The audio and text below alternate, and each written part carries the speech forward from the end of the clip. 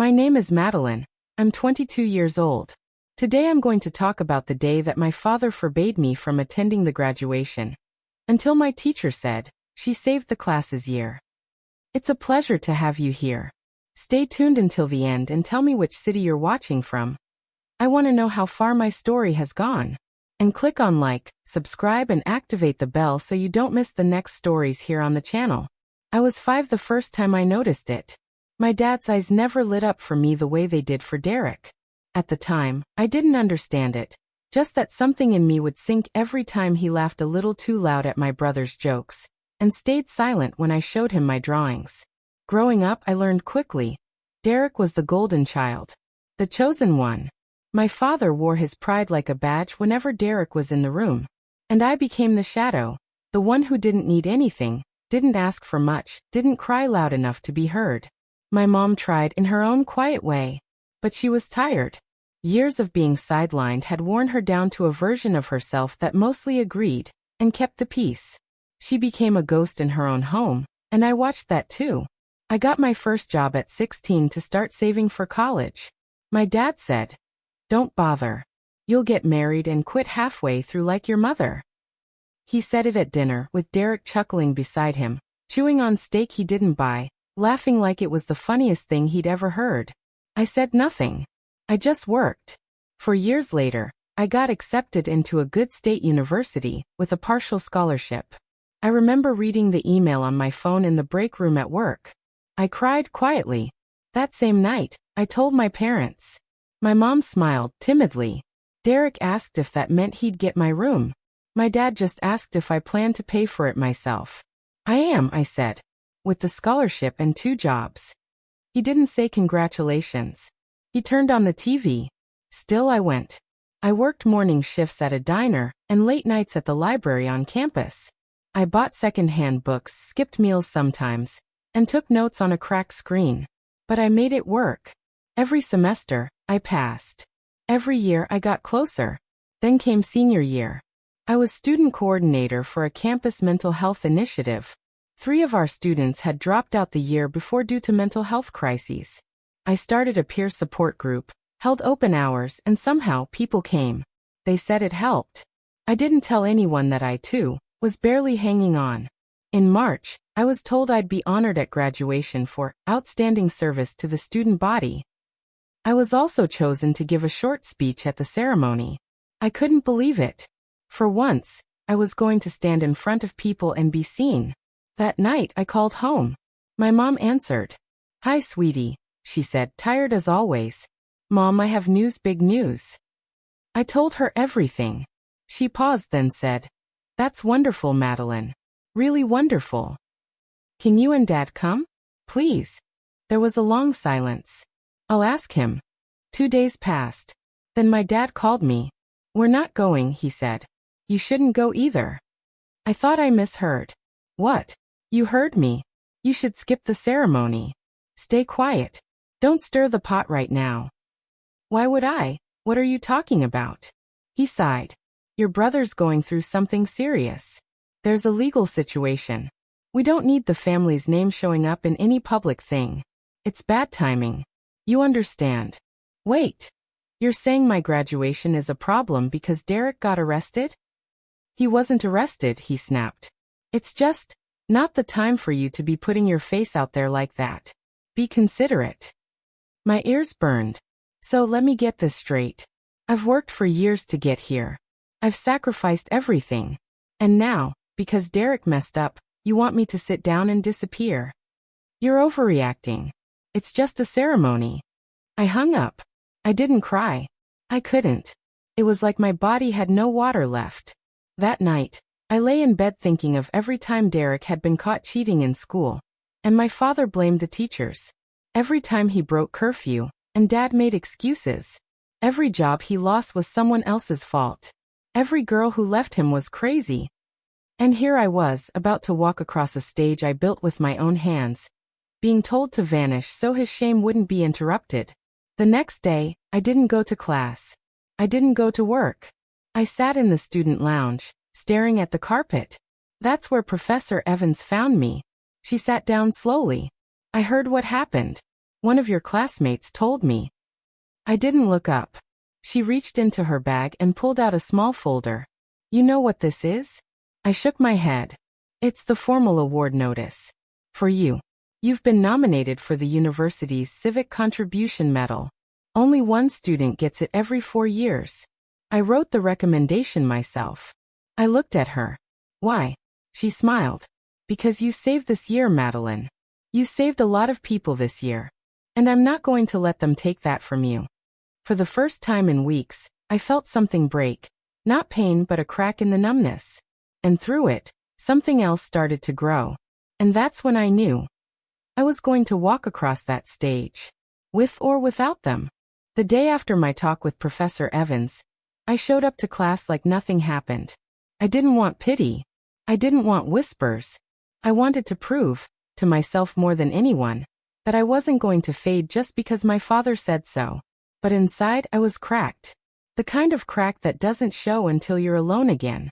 I couldn't stop replaying that phone call. His voice. His tone. That cold, dismissive tone like I was a minor inconvenience in a week full of Derek's disasters. The news about Derek had started to leak on campus. Someone said they'd seen an article. Assault and destruction of property. He'd trashed an apartment after a breakup. Typical. But what struck me most wasn't what he did.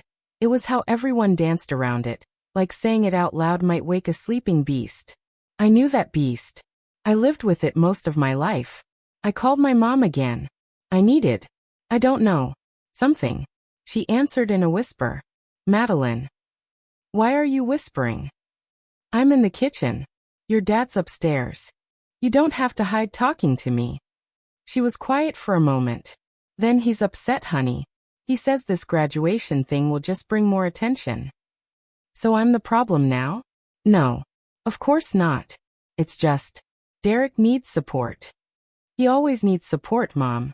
And you always give it. Her voice trembled. It's not that simple. Yes, it is. I hung up before she could answer. I went back to campus and threw myself into work.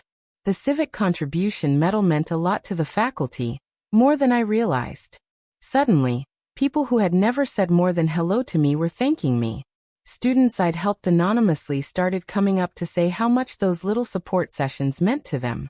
And yet every compliment cut like glass. Because none of it would matter to the people whose approval I still, painfully, wanted. 2 weeks before graduation, I received the official invite to the award dinner. Only a handful of students were invited. We were encouraged to bring family. I didn't RSVP. I didn't have anyone to bring. That week, I saw Professor Evans again. She noticed immediately. You okay? I nodded too fast. She didn't believe me. I want you to come to that dinner, she said. You belong there. I know, I whispered. But they're not coming. And I don't want to be the only one sitting alone. She paused, then said something I didn't expect. Bring me. What? She smiled. I'll come as your guest. I'd be honored. I tried to say no. She insisted. And that night, when I got back to my room, I cried for a long time. Not because I was sad, but because someone chose me. The dinner was small, elegant, quiet. I wore a dress I found at a thrift store and borrowed shoes. Professor Evans introduced me to everyone with pride. I didn't feel like an imposter. For once, I felt enough. But the real turning point came 3 days later. I got a call from an unknown number. I usually don't answer those, but something told me to pick up. It was my dad. Your brother saw something online, he said flatly. What? You were mentioned in a campus article. About some award. So now he thinks you're trying to make us look bad. I blinked. I'm being honored for helping students not hurt themselves. That makes you look bad. You know how this looks, Madelyn. While he's dealing with legal issues, you're parading around like a hero. I'm not parading. I'm being acknowledged for doing something good. For once. Maybe tone it down. That's when something inside me broke. But not in a fragile way, in a clean, final way. I'm going to that graduation, Dad, I said. And I'm giving my speech. If that embarrasses you, maybe you should think about why. Silence. Then he said, don't call here again. And he hung up. But I wasn't sad. I sat with the quiet for a while, and it didn't hurt. Because for the first time in my life, the silence felt like freedom. What would you do if it were you? Tell me in the comments. And don't forget to like, subscribe and activate the bell to receive all notifications so you don't miss the next story. The week of graduation, something shifted. I noticed it in the way people looked at me on campus. Professors nodded with genuine smiles. Students I'd barely spoken to gave me quiet acknowledgments. There was a gravity to it I hadn't expected. I hadn't realized how many people had noticed the work I'd done behind the scenes. I'd been so used to being invisible. On Wednesday, I was called to a meeting in the dean's office. I assumed it was a logistics thing, maybe a quick prep for the ceremony. But when I walked in, Professor Evans was there too. Dean Morales looked up from his desk. "Madelyn, have a seat." I sat, nervous. He folded his hands. "I want you to know how rare this is. Most years, the Civic Contribution Medal is handed out quietly, without fanfare. But this year, the faculty unanimously agreed you deserve more than that." My stomach tightened. "More?" Professor Evans smiled gently. "We've decided to have you close the graduation ceremony with your speech. You won't just be one of the speakers. You'll be the speaker." I blinked. "Why me?" Dean Morales leaned forward. "Because you saved the year." The words hit me in the chest.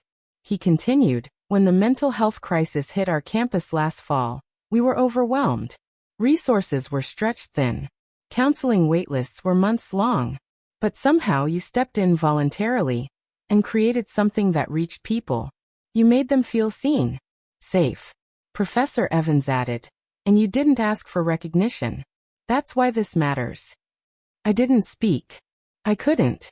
My throat burned. When I left that meeting, I went straight to the campus bookstore and bought my graduation gown. I didn't care about the price. I didn't care if I had to skip meals again that week. I was going to walk that stage and own every second. Later that night, I got a message from my cousin Lydia. She lived 2 towns over, and had always been the only family member who saw me. "Hey, just saw the university's post. So proud of you. We're coming to the graduation. Don't argue.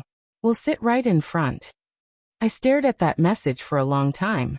My heart felt too big for my chest. Then the day before graduation I got another call. This time from a number I recognized. My mom.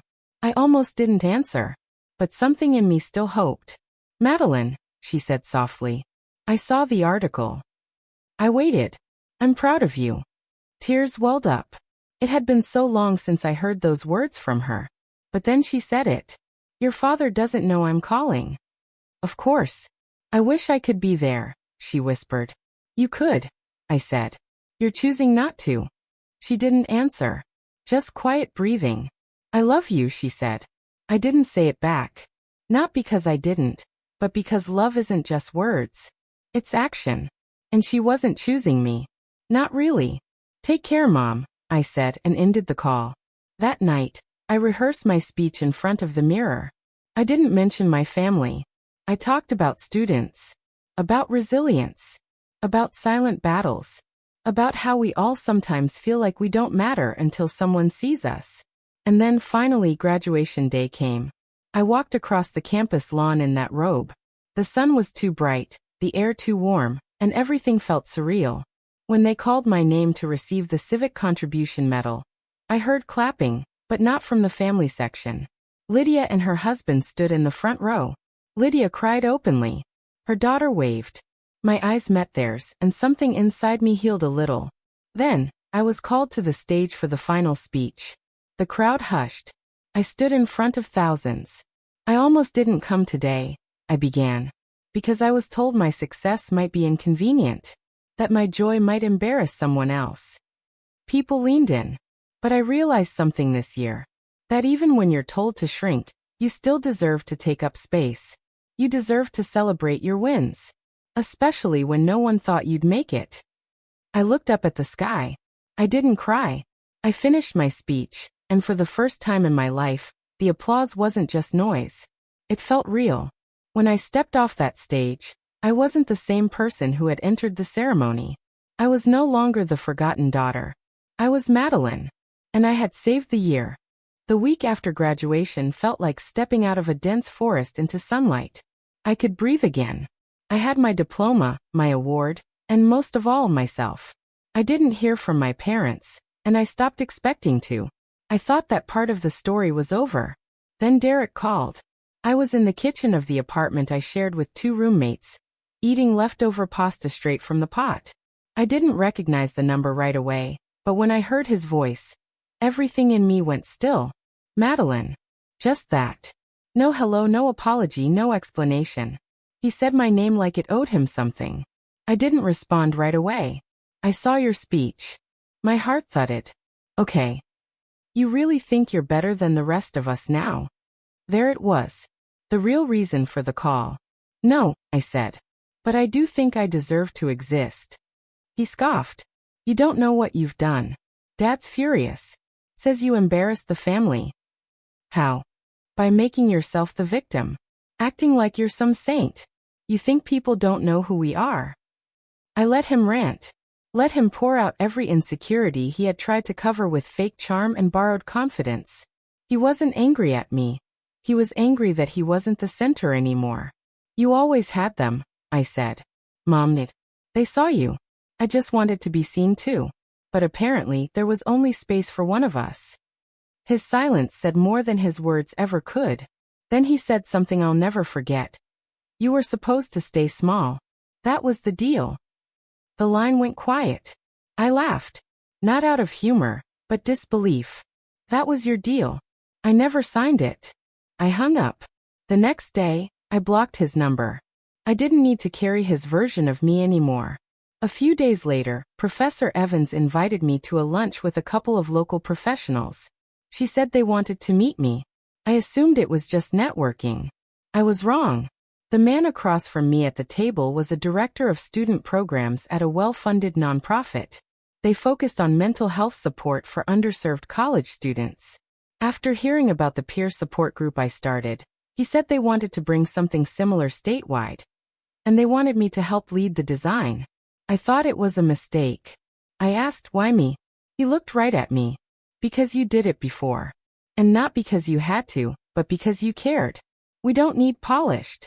We need real. That night, I sat alone on the balcony and thought about everything. All the nights I cried in silence. All the jobs. The skipped meals. The holidays I spent alone while my family celebrated Derek's mediocrity. And now, I had something that could never be taken. Not revenge. Not even justice. Something better. Freedom. The kind that comes from no longer needing to be chosen by people who never saw your worth. But part of me still wanted something. Closure. So I wrote a letter to my father. I didn't send it. But I wrote it. I told him everything I wished he'd seen. Every moment he missed. Every time he could have lifted me but didn't. And at the end I wrote, I forgive you. Not because you asked for it. But because I refused to carry your failures any longer. I folded the letter and placed it in a box with my graduation cap and my medal. That was where he belonged now. In the past. The nonprofit opportunity turned into more than I expected. Within weeks, I was offered a part-time position while they helped me find funding for graduate school. They wanted to invest in me. It was jarring, being valued not for who I was to someone else, but for what I brought to the table. One night, Lydia invited me over for dinner. Her home was warm and chaotic. Kids running around, mismatched chairs, laughter echoing in the kitchen. It was everything my childhood wasn't. After dessert, she sat next to me on the porch and asked, Have you heard from them? I shook my head. She hesitated. I don't mean to upset you, but your mom called me. My chest tightened. What did she want? She wanted to know how you were. Said she's sorry, but your dad, he's not changing. I looked out at the yard. I know. She said he watched your speech. Alone. Didn't say a word after. Just turned off the TV and went back to fixing the garage like nothing happened. I believed it. That was him. Always retreating into the small, fixable things instead of dealing with what truly mattered. He's proud of you, she added. I almost laughed. He just doesn't want to admit he was wrong. Maybe, she said. But he's losing the only child who ever made something of herself. That stung. Not because it was wrong, but because it was the kind of truth that leaves a scar. The next week, I received a thin envelope in the mail. No return address. Just my name, written in my mother's handwriting. Inside was a single page. Madelyn, I wish I had been stronger. I wish I had protected you. I'm sorry for everything I didn't say or do. If you ever want to talk, I'll be waiting. Love, Mom. No excuses. No explanations. Just that. I folded the letter and placed it in the same box where I had put the one for my father. But I didn't close it yet. Because a few days later, I got one more message. It was a voicemail. Derek again. Listen, I know you think you've moved on, but this family still matters. You're not better than us. You never were. He paused. But maybe you were smarter. It wasn't an apology, but it was the closest he would ever come. I deleted the message. I realized something that night. I had spent years craving a reaction, wanting my father to say he was proud, wishing my brother would acknowledge what he'd done, hoping my mother would fight for me. But now, standing on the edge of a new life, I finally understood. I didn't need them to change. I just needed to stop waiting. I moved 2 months after graduation. A quiet city not too far away, but far enough that it felt like starting over. The nonprofit arranged for a small studio apartment and helped me settle into my new role. For the first time, I wasn't balancing school and 3 jobs. I was working one job that actually paid me to care. I made coffee every morning and watered the tiny plants by the window. I went on walks with no destination. I spoke to people who didn't know me as Derek's sister or Jim's daughter. I started writing again, small things, journal entries, short articles, things that let my voice out. Every few weeks, my mom would text me, just a simple thinking of you, or hope you're well. I didn't respond. Not out of spite. I just wasn't ready. Forgiveness is quiet work, and mine was still in progress. One Saturday morning, I went to a local college campus to speak at a student-led event. They'd invited me to share how the peer support group started. I stood in a modest lecture hall, no gown this time, no medal. Just me.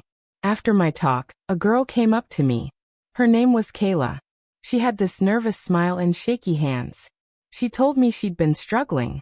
That my story helped. That maybe now, she'd try to start her own group too.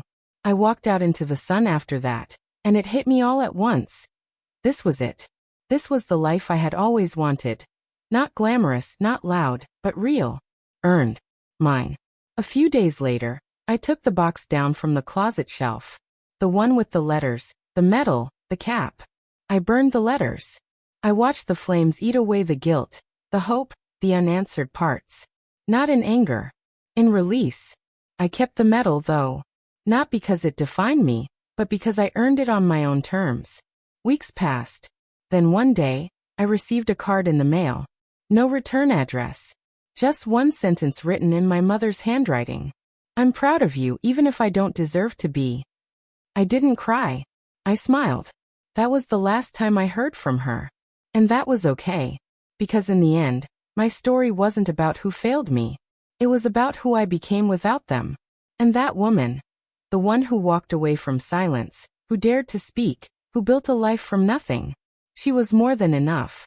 If you like stories like these, click like, subscribe, activate the bell, and send it to someone you think will also like it.